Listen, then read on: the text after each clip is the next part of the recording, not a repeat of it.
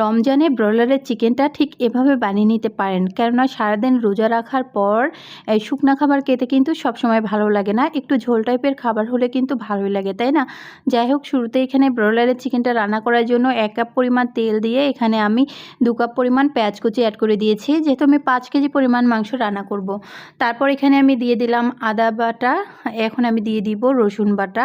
তো এগুলাও আমি পরিমাণ মতো দিয়ে দিচ্ছি, এখানে 3-4 টেবিল চামচ করে দিয়ে দিচ্ছি।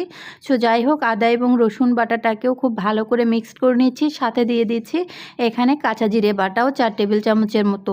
সব কিছুই আমি বাটা মশলা দিয়ে রান্না করব, সবগুলো মশলা এই জন্য বেটে নিয়েছি। সো যাই হোক, মশলার সাথে পেঁয়াজগুলোকে খুব ভালো করে নেড়েচেড়ে মিক্স করার পর এখানে আমি 1 কাপ পরিমাণ পানি অ্যাড করে দিলাম।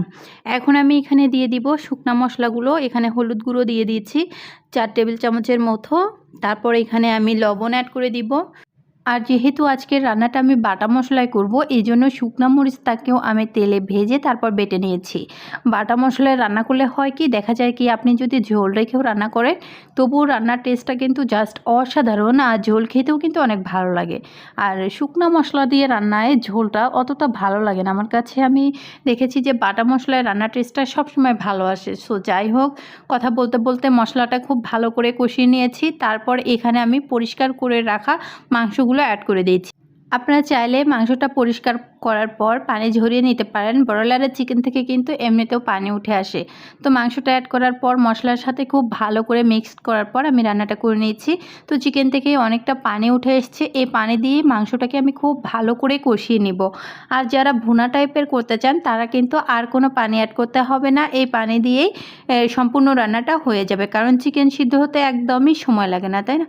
আর খেতেও কিন্তু অনেক ভালো লাগবে ভুনা টাইপের করলেও। তো যেহেতু আমি ঝোল রান্না করব, এই জন্য পানিটা শুকিয়ে নেওয়ার পর আমি পর্যাপ্ত পরিমাণে পানিটা অ্যাড করে দিয়েছি, দেখতে পাচ্ছেন।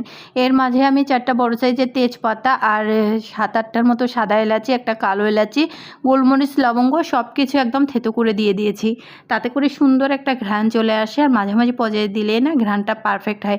রান্নাটা শেষ, দেখতেই পাচ্ছেন কত সুন্দর একটা কালার চলে এসছে। তো সবাই বলছিল যে ঝোল রান্না করতে, এই জন্য কিন্তু এভাবে রান্না করে নিয়েছি। ভালো লাগলে লাইক, কমেন্ট, শেয়ার। ইউটিউব থেকে দেখলে প্লিজ সাবস্ক্রাইব করবেন। আসসালামু আলাইকুম।